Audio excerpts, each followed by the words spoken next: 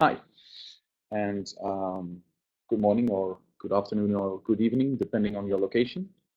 And welcome to this November DigiPrint Supplies webinar entitled Printer Health Check. So we're going to talk maintenance today. On a side note, this is the last webinar of this year. There's another December webinar usually, and it's also the last webinar in this form or shape. Uh, as I told you for the ones that were here last month, we're going to change the form of the webinars, and you'll hear more about that in the coming month, December. So maintenance, that's what we're going to talk about. Mostly maintenance on large format printers with some side notes on super wide printers as well, because every printer needs its maintenance. And apart from the daily maintenance that you do on your printer, which is just cleaning the heads and making sure that the printer is in a good state to start printing again the next day, there's some maintenance cycles that are involved when you talk about maintaining a large format printer. And if you look in your user manual or operator manual that came with your printer, you will see that there's cycles that are called daily, weekly, monthly, 3 monthly, and 6 monthly.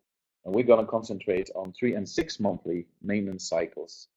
The reason why large format printers have these 3 and 6 month mainly maintenance cycles is that a lot of parts in your printer are actually considered consumables by the printer manufacturer, or user replaceable parts, which is a nicer name for a consumable in this case. Because consumable, it always rings a bell that makes you think of ink, for instance. Uh, the parts we're going to discuss, we're going to look at which type of parts they are, how you can maintain them, when you should replace them, and why you should replace them. And we're going to start with something that is usually forgotten, and that's the pinch rollers and grid rollers and the media pad, so the printer's bed where the media passes by, because on the left and right of the media, you usually have media guides, which are these flat metal plates that sit on the bed of your printer. And they touch the media. So what they create over time is paper dust, for instance. Of course, your printer is attracting dust as well while it stands in your workshop. So you should clean the printer bed um, every week at least, and take away the paper dust that sits on the bed. And the paper dust will also stick to the grid rollers, which are usually in metal and have a texture, and the pinch rollers, which are a type of rubber. They have a type of rubber surface. The bed and the grid rollers should be cleaned with a brush, a soft brush, not a metal or brass brush, but a soft brush. Um, I see from time to time people trying to get the bed and rollers and everything around it clean by using compressed air, and that's a very bad idea, because basically what you do is you blow all the dust and paper dust around, and some of it will end up inside your printer, will end up in your maintenance station, in the carriage area, in all places that you don't want that dust to be. So try to avoid compressed air. It looks nice and it goes fast, but it has certain risks that come with it. So you use a soft brush or a soft cloth that was moistened with water and then wrung out, and you clean the bed and your pinch rollers and your grid rollers. Your pinch rollers, um, I would not advise to use any other liquid than water, and whatever you're using, even if you use a simple wipe like this, which you can find in maintenance kits, they are lint-free wipes. They're very soft, so you can use them to clean your pinch rollers, but don't use cleaning liquid on it. The rubber is not made to withstand cleaning liquids. Also, don't use anything like acetone or alcohol or stuff like that on pinch rollers or even grid rollers. Although grid rollers would withstand it perfectly, alcohol. and cleaning liquid, not acetone, that depends on the concentration. Um, you won't get them completely dry, and you will end up with marks on your prints. Okay, so your media passes the grid roller, it gives a bit of that cleaning liquid or whatever you used, gives it to the media, and then you start printing on it, and you see a strange type of banding on your prints. So try to avoid that. Next, after you clean the badge, and yes, you can clean the covers and everything around the printer, but you know that, and I see so little people doing it. But covers and the area around and the stand and the legs and everything is not something that is involved with the actual printing business done by your printer. So it's up to you to do that, but it's out of the scope of a maintenance cycle. So next up in a maintenance cycle, and especially in the 3-month maintenance cycle, is the wipers. So these little guys, try to hold them in front of the camera, like, and most of them are made in rubber. Okay, like this. They have a little hole because there's always a hook. If you insert them, you can secure them by attaching the hook in the little hole. I have a different version here. You can see it's the blue one. It sits on a maintenance station, a mutual maintenance station. And I don't know if you can see this, but I wouldn't use this if it would be that shape. You see it's a bend a little bit. It's not actually bent, but it's nice that it shows bent when it's not in use. If it would be bent, if you push it like this and it stays bent, then I wouldn't use it, because this is the part, the only part in your printer that touches the nozzle face of your print heads. You did a cleaning, there's some ink that remains on the face of your print head, and this is going to wipe it. That's why we call it a wiper, or it is called a wiper. And if only this and this part would touch the print head, then there would not be a lot of cleaning going on. So the general advice is to replace the wipers every 3 months, or when you see that they are bent or they have cracks or they are very dirty with ink and you can't clean them anymore. And like I said, it's the only part touching the nozzle face of your print head. So it's a good idea and good advice to keep this in optimum condition. It's a very small and it looks very insignificant, but it's a very important part inside your printer. All right. There's several types of it. This is a rubber one. You also have combination rubber and felt, where one side is felt, usually used in Roland large format printers. And you will also see that there's always one corner. I'll try to hold it here. This is mirrored. This is unnatural to try to hold it there. There's a one side that is that has a 45-degree angle, and that gives you a sense of the direction to install it in. If you install it wrong, you will not be able to properly secure it on the hook inside your printer. So these are in 3 and 6 month maintenance kits, the wipers, and they should be replaced at least every 3 months. That's why they are in both kits. Next to the wipers, we have the printhead area, DX5, and our friend DX4. All right. And as I explained with the wipers, the wiper, I will take the DX4 because I have a DX4 wiper here. The wiper is the only thing touching the nozzle face of your printhead. And nothing else should be touching the nozzle face, not even your capping. If you look, we'll have a look at the capping, you will see that the capping doesn't touch the nozzle face, doesn't touch the nozzle lines, it only touches the surrounding of the printhead. And the surrounding of the printhead, in this case, the metal frame, which you see here, all the way around, is what you should clean every, well, usually weekly. It depends on the type of ink you are using and how well your printer is performing. Some printers have a lot of ink built up on the side of the printhead, and other printheads and printer combinations don't have it that much. So cleaning, yes, the surrounding, the metal frame, but never the nozzle face. And you clean it using a swab like this or like this. This is a foam swab, and this is more like a cotton swab. You can use it to clean the metal frame of your print head, like this, moistened very well. Actually, drowning in cleaning liquid is a good idea, and clean it all around the print head on the frame. The downside of this type of swabs is that they have like this fabric texture, and it's not ideal if you would accidentally touch the nozzle face.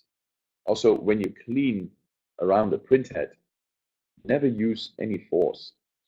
Your printer always have in menus. You don't have to go into a service mode or anything to do this, but it has a setting that allows you to do maintenance on your print head. If it sits over the capping station, then there's not enough space to do your actual maintenance.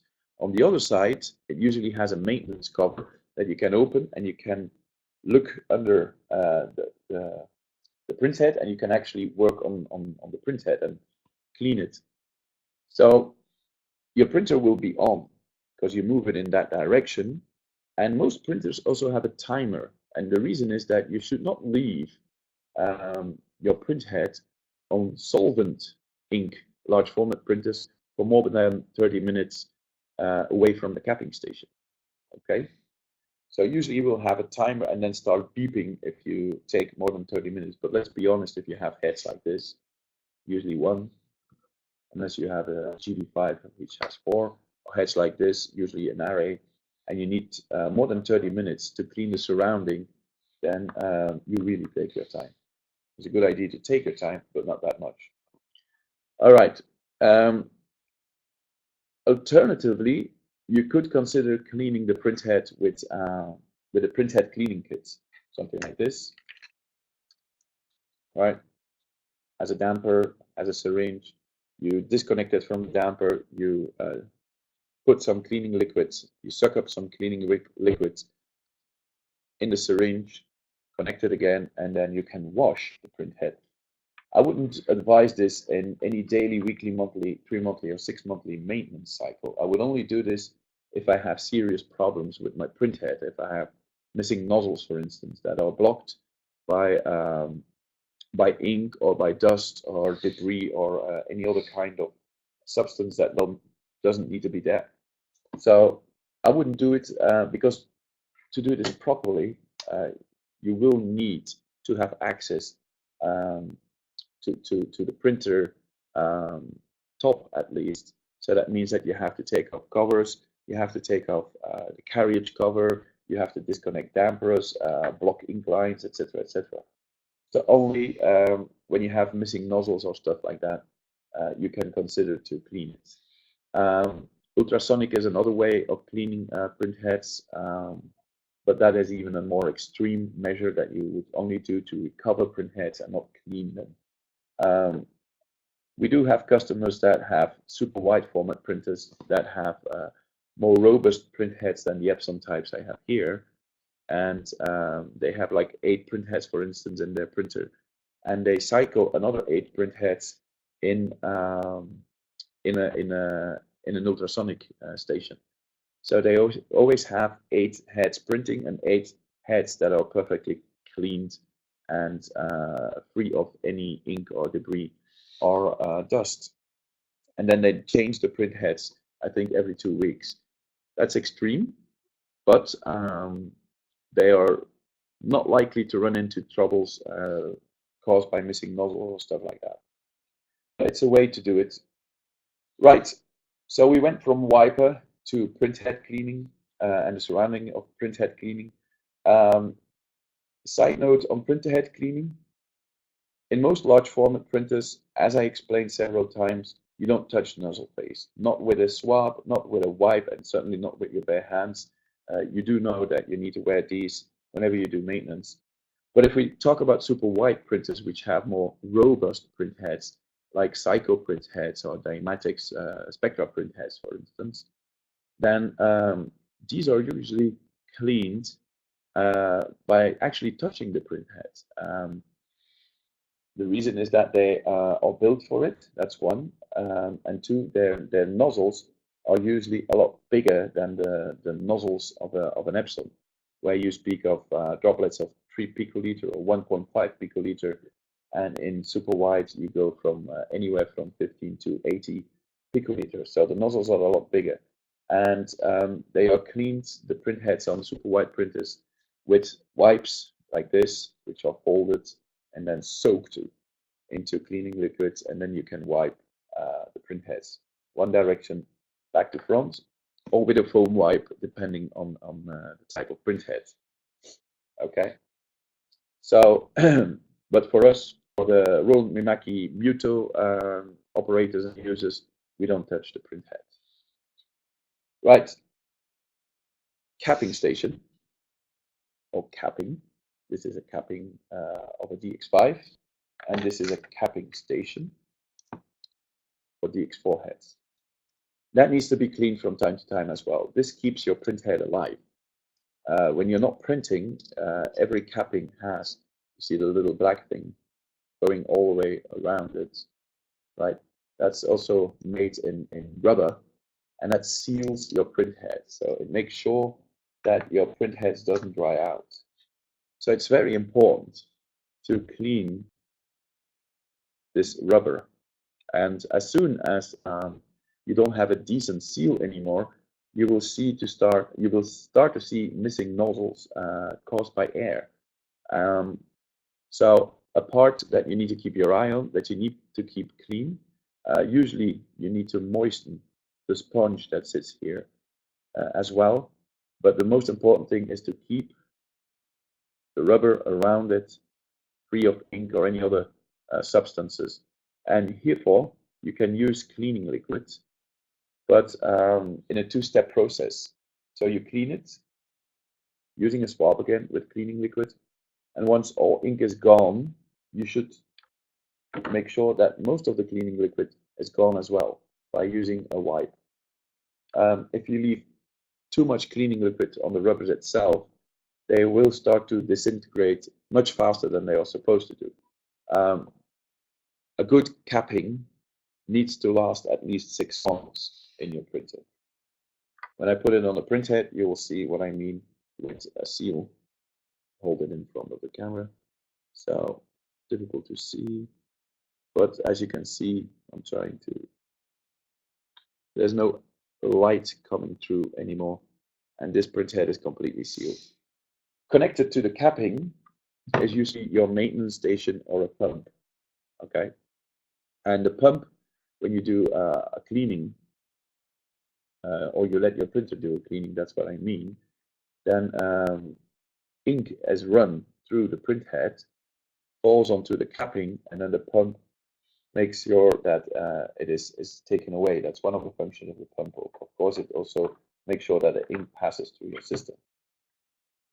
Even pumps like these, which are called peristaltic pumps, even pumps like these are considered to be consumables. Okay, and the reason is not really the body or this gear or this seal. It's the tubes. Because the tubes, let's see if I can take out the seal a bit. This one, I have a better one. Hang on a second. Not really. So, if you look at the wheel with these two rollers, it's actually rollers. What they do is they pinch your tubing inside your pump time after time. Okay, and that makes the tube slightly longer and slightly shorter each time they pass. Okay, so that creates a vacuum, and that makes ink passing through your printer or flowing through your printer and through the head and capping, etc., etc. But that also is a cause why the tubing starts to disintegrate much faster than you would expect from tubing like this. It's soft tubing. If you look at the tubing going from your ink cartridges to the dampers, then it's a hard tube. It's nylon. All right. This is a soft tube. Okay. You can bend it all the way around because it needs to be pinched. Okay. So it is not that sturdy as a nylon tube, not that resistant as nylon tube, and it needs to be replaced more often, of course. Every 6 months is this general advice for pumps, actually the tubing of your pumps, but it's much easier to replace the pump as an assembly than you would uh, replace the tubing. It's possible. It's not that hard. Just open the pump, take out the gear with the rollers, and then take out, get this off. It's a very simple technology. So take the seal off, and then you can get the tubing out like this. There you go. And you can see it's not nicely formed again. It has been pinched a lot. There's some, yeah, it starts to get a bit more narrow than it was supposed to be. So that pump is near the end of its life and will be or needs to be replaced soon. So that's pumps. If you have the new peristaltic pumps, they look differently. Roland uses them a lot. They use the same principle, but they are built much more sturdier. However, the tube inside is exactly the same. So the advice for the new generation of peristaltic pumps is exactly the same. Super wide printers don't use peristaltic pumps. They use diaphragm pumps, and they are built completely different. They don't have tubing. So the ink actually goes into a chamber where a vacuum is created and then use the pump again. And these are made to last a lot longer than the peristaltic pumps used in large format printers. Right. Sometimes you don't have a separate pump and capping and wipers. You have a maintenance station, like this neutral one. Okay. And some parts are replaceable, like this. You can take it off.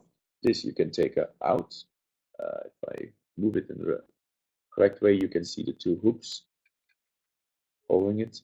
But the pump, to replace it on this printer, it's completely integrated. So this makes your 6 month maintenance, if your pump is not behaving correctly anymore, so it makes your 6 month maintenance more expensive than when you don't have an assembly in your printer like this. Okay. So we had the general cleaning of a media pad, the beds, the pinch rollers, the grid rollers. They are often forgotten. You replace the wiper at least every 3 months, but you should monitor it and replace it as soon as you see that it has cracks or it has become hard or it's deformed. You have the print head where you clean around the print head. You have the capping where you make sure that the rubber stays flexible so that it creates a good seal. And you have the pump that you can replace completely or retube. Choice is up to you, but it's much easier to replace the pump as a whole.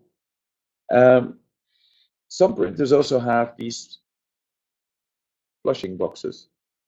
This is one where we took the sponge away. There's a sponge sitting on top of it. And as you can see, the flushing box goes directly to the flushing bottle or the waste bottle. And that goes through a reasonably thick tubing. All right, so it's not that common that you need to replace the flushing box, only the sponge. The sponge needs to replace from time to time, every 6 months usually. This, to be completely clogged, you need to have a lot of ink in there, and it needs to be very bad ink. Now, what about not using your printer for a couple of weeks? Well, let's start with the easiest one. If it's a UV printer, then don't worry. You do your maintenance like you always do in the evening, cleaning the capping, cleaning the heads itself, um, and then you switch off the printer, and that's about it. Because UV ink doesn't dry out. Um, well, eventually it will, but it needs to see light at least to start curing. So if you keep the covers closed or the cabinet closed, and you don't open the carriage or anything, then it should be fine. It even works as a kind of grease for your print heads. It keeps it open. Solvent printers, however, are a completely different story. Solvent ink will dry and block your printhead completely over time. How long? Well, that really depends on the formulation of the ink and nothing else. It doesn't really depend on the printhead that much or at all. It's really up to the ink. And people advise, or manufacturers, sorry, advise that if you don't use it for several months, you should at least start it up once a month. Have it going through its startup cycle where it will, excuse me, where it will run ink through the entire system and check every part of it that is involved with the ink path, like the capping and the wipers and everything, and then do the shutdown cycle again. If you leave it not printing for 2 weeks, like in a holiday season, which we will have next month, then you should do your maintenance, clean it completely, make sure that the capping is in optimum state, and you should be fine. You can leave it like this for 2 weeks. Only if you have very aggressive solvent, if you use hard solvent, which isn't used at all anymore, hardly used at all anymore. I would advise to take a look at getting the ink out of the system, but that's a tedious task. You have to clean every ink line with a cleaning cartridge, or you can pull cleaning liquid through the ink lines. Make sure that the head is completely free of ink, and then make sure that everything is sealed. For instance, also the cartridges itself, you don't leave them in the printer, you keep them sealed. Sealing the cartridges and not leaving them in the printer for anything mild or eco-solvent is actually a bad idea. Okay, so that's how you do your 3 and 6 month monthly maintenance on your printer. I'll open the chat now for your questions. So it should be open now. Test.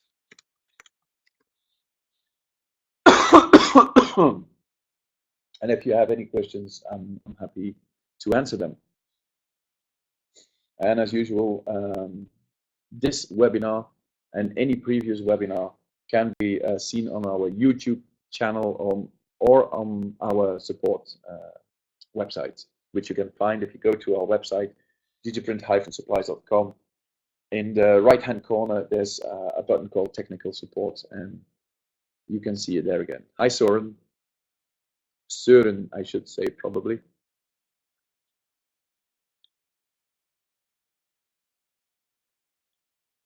The XR640.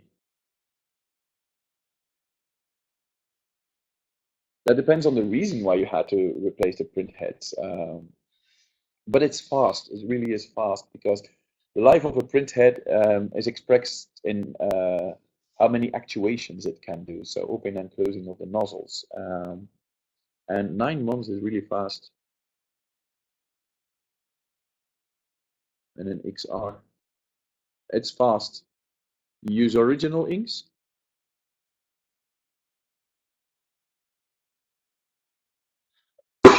And of course, it also depends on how much you print, because since it's expressed in actual actuations, if you print a lot, you have your printer running 16 hours a day, 6 days a week, then it will, of course, have an end-of-life print head much faster than somebody doing 8 hours, 5 days a week.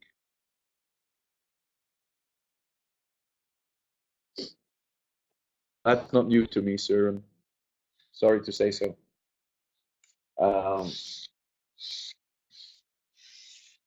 I usually don't judge ink and third-party inks because it isn't my field of expertise as well. But what I do know, if you Google the internet for the black ink of Bordeaux, you will find a lot of hits.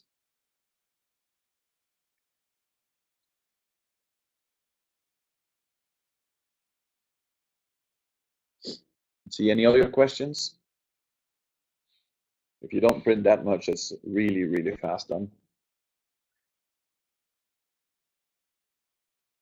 No, the flushing tray is quite easy to replace Gainor. Um, it involves a couple of screws, and that's about it. Um, if you post or if you open, sorry, a ticket on our support website, Gainor, they will be able to send you the correct instructions how to do this, but it's not very difficult.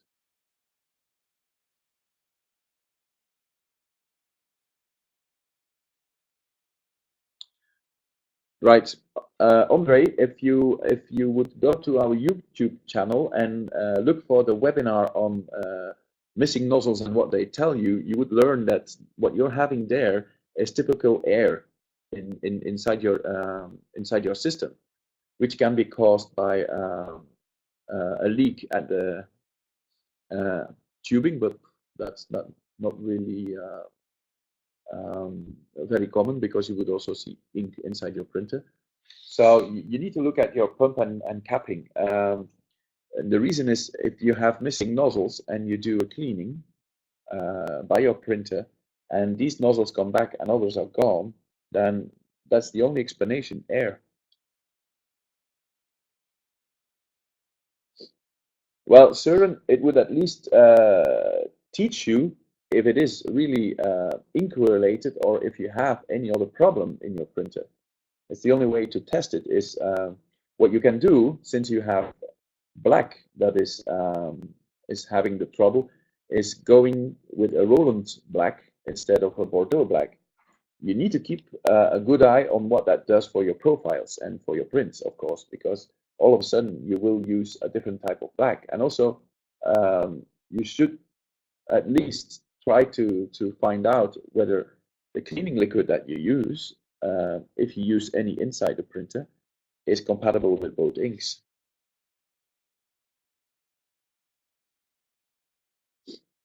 I don't know by heart Ecographics if the Versacam VP 550, 540, sorry, has a flushing tray, but usually they have.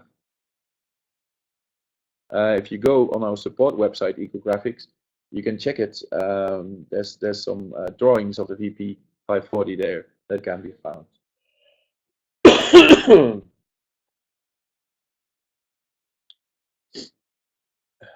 Always use a cleaning liquid that is compatible with your ink. So if you use original inks, you use original cleaning liquid. And if you use third-party inks, then they all have a cleaning liquid that they sell together with the third-party ink.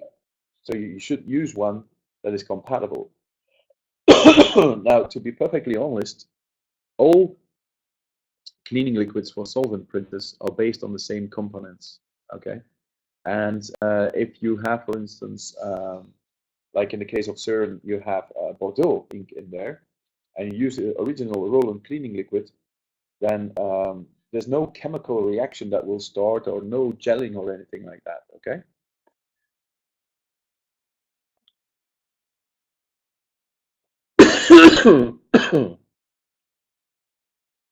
A full dropout on one side of the head.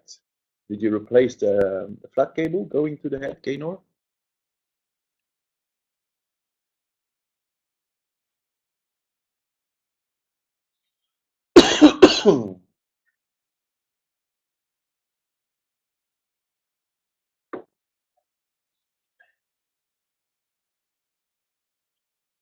Yeah, sorry, I have a bit of a cold. I sound a bit different today.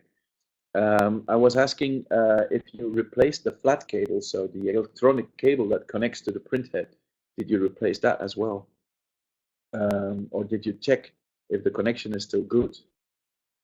because it sounds a bit like not all nozzle channels are driven.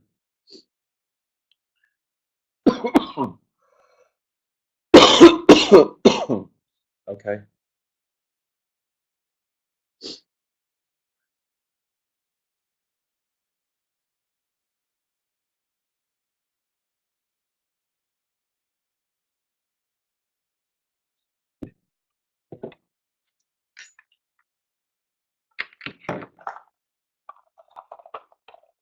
So, any other questions, please?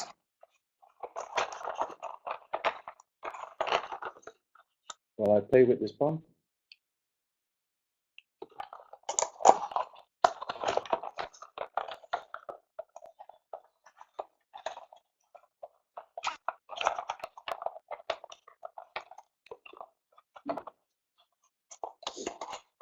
They're on VVV, triple V. They're not all. Like I said, I don't judge third-party inks. I know that some have issues and some don't have issues. So if you use third-party ink and you have good results, then they are good. It's not like alternative inks, Printhead trouble. It's not connected. It's not like that. Yes, you can use an ultrasonic cleaner to recover SAR 12880s. No problem.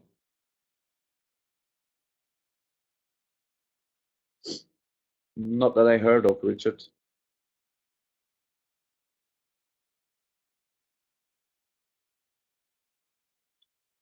Yeah, Arthur, but very little, especially on Epson print heads. Every head is different, okay?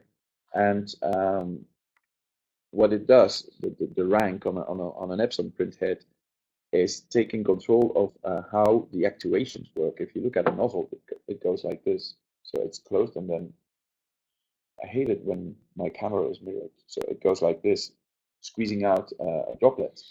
And how far the piezo component opens and how fast it closes again defines the shape of the droplet and how well formed the droplet is. So that's what the head rank does.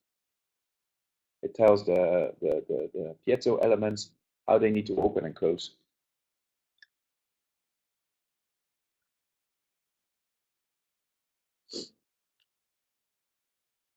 Printhead life is never expressed in terms of time, only in terms of actuations. It's like a car. If you would say, "Oh, this car will last 5 years," or this the belt, you know, the driving belt in your car, it will last 2 years. It depends on how many miles or what mileage you do, of course. And it's a bit the same for a printhead. It doesn't depend on time. It depends on use.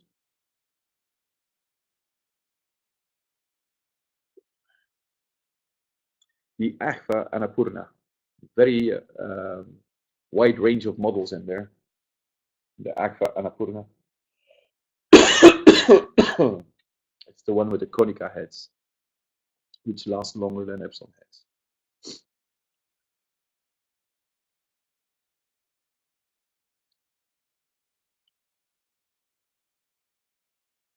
Depends on the white ink is behaving. What printer did you have again, Arthur? YouTube. Go to YouTube, Richard, and type DigiPrint Supplies, and you will find our channel. And there you can see all the webinars from the very start in June 2013. A BN20. That's white ink that behaves quite well.